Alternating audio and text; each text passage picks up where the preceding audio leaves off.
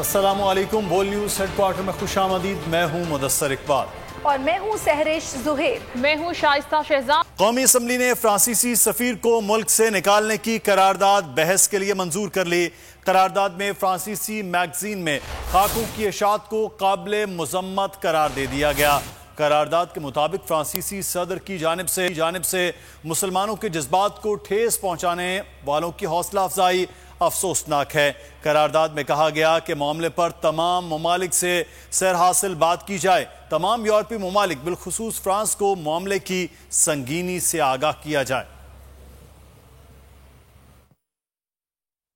قومی اسمبلی کے اجلاس میں نون لیگی رہنما شاہد خاقان عباسی نے تمام حدیں پار کر دیں۔ اسپیکر قومی اسمبلی کو جوتا مارنے کی دھمکی دے دی، کہا میں آپ کو جوتا ماروں گا۔ قومی اسمبلی کا خصوصی اجلاس شروع ہوا تو لیگی رہنما آپے سے باہر ہوتے رہے۔ اسد کیسر نے کہا شاہد صاحب آپ بات کریں۔ اس پر شاہد خاقان عباسی اسپیکر روسٹرم کے سامنے پہنچ گئے اور کہا کہ آپ کو شرم نہیں آتی۔ اس پر اسپیکر قومی اسمبلی اسد کیسر نے شاہد خاقان سے کہا کہ آپ اپنی زبان صحیح رکھیں، آپ ہمیشہ ایسی بات کرتے ہیں اور طرز عمل اختیار کرتے ہیں، جس پر شاہد خاقان نے کہا کہ میں آپ کو جوتا ماروں گا۔ اس پر اسپیکر نے کہا کہ میں بھی وہی کام کروں گا، آپ اپنی حد میں رہیں۔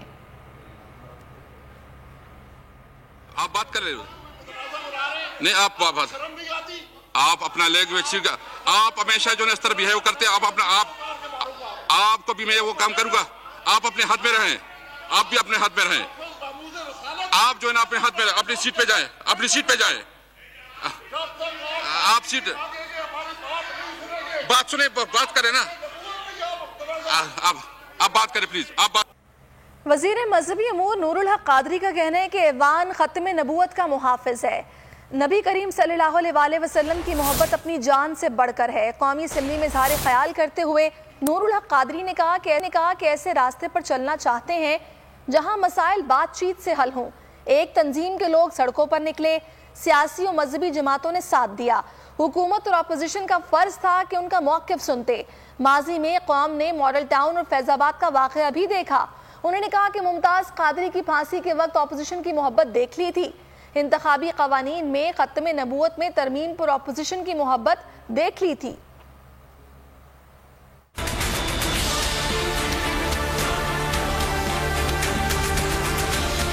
ایک جماعت، ایک تنظیم جو کہ اس ملک کی تنظیم ہے، اس ملک کے لوگ ہیں، اور وہ سڑکوں پہ نکل آئے اور بہت ساری سیاسی اور مذہبی جماعتوں نے ان کا ساتھ دیا، اور ہمارا یہ فریضہ بنتا تھا حکومت کا بھی، اپوزیشن کا بھی، کہ ان کا موقف سنیں، ایک دفعہ نہیں بار بار سنیں، ایک ایسی راستے پہ ہم چلیں جو کہ خون بہانے کی بجائے اور تنازعات کو سڑکوں اور چوراہوں پہ حل کرنے کی بجائے ہم ان ایوانوں میں حل کر سکیں۔ ہم نے دیکھے ہیں آپ کے ختم نبوت کے جذبے کو، جب یہاں سے انتخابی قوانین میں ختم نبوت کو بلڈوز کیا جا رہا تھا، جب ممتاز قادری کو پھانسی دی جا رہی تھی، جب 22 نہتے لوگوں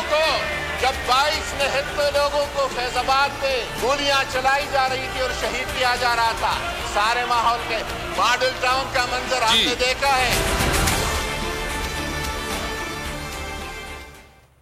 رہنما نون لیگ احسن اقبال نے کہا کہ اگر اسمبلی میں قرارداد ٹی ایل پی سے معاہدے کے نتیجے میں لائی گئی تو پھر معاہدہ بھی اسمبلی میں پیش کیا جانا چاہیے تھا۔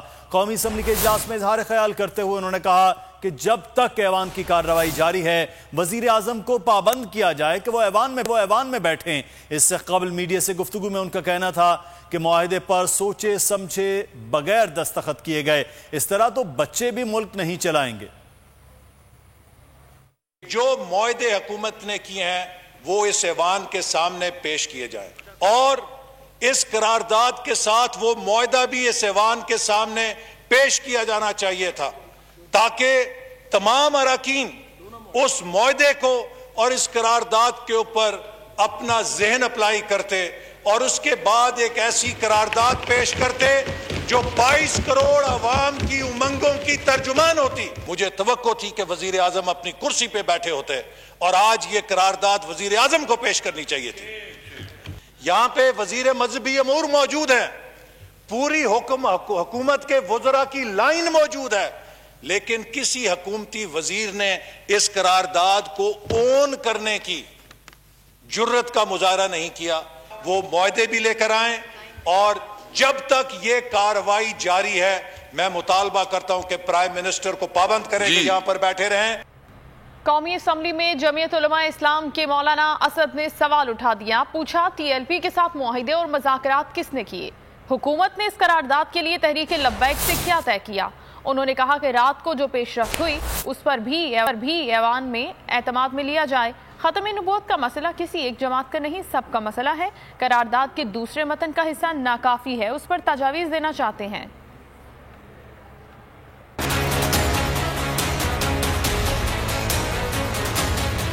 حکومت کی پالیسی آنے کے بعد ٹی ایل پی کے ساتھ مذاکرات کس نے کیے؟ معاہدے ان کے ساتھ جو کچھ ماہ قبل ہوئے تھے, ہمارا مطالبہ پارلیمان کے اندر آپ سے یہی تھا کہ ان معاہدات کو آپ یہاں پر پیش کریں, ان نکات کو آپ یہاں پر لائیں کہ کیا معاہدات ہوئے ہیں. حکومت نے تحریک لبیک پاکستان سے کون سے ایسے معاہدات کیے ہیں کہ آج جب اس معاہدے کے 3 مہینے مکمل ہونے کو جا رہے ہیں تو وہ 3 دن پہلے ملک میں خون بہانے کے لیے بھی ادھر سے گریز نہیں کر رہے. میڈیا پر پابندی لگائی گئی, قوم کے سامنے وہ حقائق جو 3 روز قبل لاہور میں ہوئے ہیں اس کو نہیں دکھایا گیا. آپ حکومت کو پابند کریں کہ قرارداد پر, ناموس رسالت پر, ختم نبوت صلی اللہ علیہ وسلم پر, یہ ہمارے ایمان کا حصہ ہے.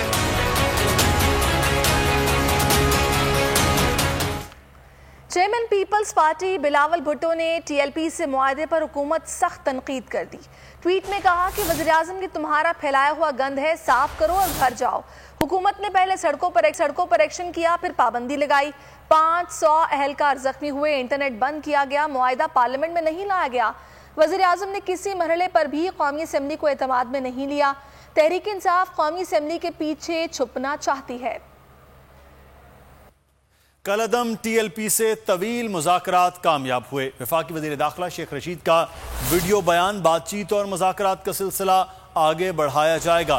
شیڈیول 4 کے تحت مقدمات خارج کیے جائیں گے. انہوں نے کہا کہ پریس کانفرنس میں تفصیلی بیان دوں گا. حکومت پاکستان اور تحریک لبیک کے درمیان طویل مذاکرات کے بعد یہ بات طے پا گئی ہے. تحریک لبیک سارے ملک سے, جس میں کہ خاص طور پر مسجد رحمت للعالمین سے بھی دھرنے کو ختم کیا جائے گا اور بات چیت اور مذاکرات کا سلسلہ آگے بڑھایا جائے گا. اور جن لوگوں کے خلاف مقدمات درج ہیں سمیت 4 شیڈیول کے, ان کا بھی اخراج کیا جائے. وزیراعظم عمران خان سے وزیر داخلہ شیخ رشید کی 1-on-1 ملاقات. وزیر اعظم نے وزیر داخلہ کو کالعدم تحریک لبیک کے ساتھ کامیاب مذاکرات پر مبارکباد پیش کی. وزیر اعظم عمران خان سے وزیر داخلہ شیخ رشید کی ملاقات ہوئی اور انہیں کالعدم تحریک لبیک کے ساتھ ہونے والے مذاکرات پر بریف کیا. اس موقع پر وزیر اعظم نے کہا کہ آپ نے بہترین کام کیا, معاملات خوش اسلوبی سے حل ہو گئے. وزیر اعظم نے شیخ رشید کو ہدایت کی کہ وہ لوگوں کی باتوں پر نہ جائیں, اپنا کام جاری رکھیں. وزیر اعلیٰ پنجاب عثمان بزدار اپوزیشن پر برس پڑے. کہا اپوزیشن کی بعض جماعتوں نے حالیہ ناخوشگوار واقعے پر بھی سیاست چمکانے کی کوشش کی. فردوس عاشق کوان کہتی ہیں حساس معاملے پر ہمیشہ جلاؤ گھیراؤ کا راستہ اپناتے ہوئے ملک کی املاک کو ہی نقصان پہنچایا گیا. اپوزیشن نے حالیہ واقعے کو سیاسی مقاصد کے لیے استعمال کیا, معاملے کو سلجھانے کے بجائے بگاڑنے کی کوشش کی. وزیر اعلیٰ پنجاب نے کہا جب قوم کو متحد کرنے کی ضرورت تھی اس وقت اپوزیشن قوم کو تقسیم کر رہی تھی. اپوزیشن کا یہ غیر ذمہ دارانہ رویہ تاریخ میں ہمیشہ برے الفاظ میں یاد رکھا جائے گا. رسول اکرم صلی اللہ علیہ وآلہ وسلم کی سنت سے مسائل کا حل افہام و تفہیم اور مکالمے کے ذریعے نکالنے کا درس ملتا ہے. وزیر اعلیٰ پنجاب کی معاون خصوصی فردوس عاشق کوان کہتی ہیں یہ قیام پاکستان سے آج تک سوائے عمران خان کے کوئی لیڈر کفار کی آنکھوں میں آنکھیں ڈال کر ناموس رسالت کے حوالے سے بات نہ کر سکا. حساس معاملے پر ہمیشہ جلاؤ گھراؤ کا راستہ اپناتے ہوئے ملکی املاک کو ہی نقصان پہنچایا گیا. ناموس رسالت کے معاملے پر عالم اسلام کو متحد کرنا عمران خان کا سب سے اہم مشن ہے. شاہد خاقان عباسی کو ایوان میں بات کرنے کی تمیز نہیں، فواد چودھری برس پڑے، بولے یہ ہماری بدقسمتی ہے کہ شاہد خاقان عباسی جیسے لوگ ہمارے ہاں وزیر اعظم بھی رہ چکے ہیں۔ میڈیا سے گفتگو میں ان کا کہنا تھا کہ پی ڈی ایم کا کوئی چورن نہیں بکا تو اسمبلی میں گھنڈوں والا رویہ اختیار کر لیا گیا۔ نون لیگ اور جے یو آئی کی لڑائی اسلام کے لیے نہیں، اسلام آباد کے لیے ہے۔ ہماری بدقسمتی ہے کہ شاہد خاقان عباسی صاحب جیسے لوگ بھی اس ملک میں وزیر اعظم تک رہ چکے ہیں، کرسیاں ان لوگوں کے لیے نیچے آئی ہیں۔ یہ لوگ کبھی اپنے ذہنی معیار کے اعتبار سے ان عہدوں کے اوپر نہیں پہنچے۔ آپ کو اسپیکر سے بات کرنے کی تمیز نہیں ہے، آپ کو ایوان میں بات کرنے کی تمیز نہیں ہے، اور پھر آپ ایسے گفتگو کر رہے ہیں جیسے پتہ نہیں آپ نے کیا پاکستان کے لیے کوئی تیر مارا ہوا ہے۔ وہ ایسے رویہ ان کا ہے کہ جیسے پتہ نہیں سارا زمانے کا درد ان کے دلوں میں ہے۔ یہ ساری جو ان کی شاہد خاقان عباسی ہوں، احسن اقبال ہوں، فضل الرحمان ہوں، یہ دوسرے سارے ہوں، ان کا تو اسلام کی لڑائی نہیں ہے، ان کی اسلام آباد کی لڑائی ہے۔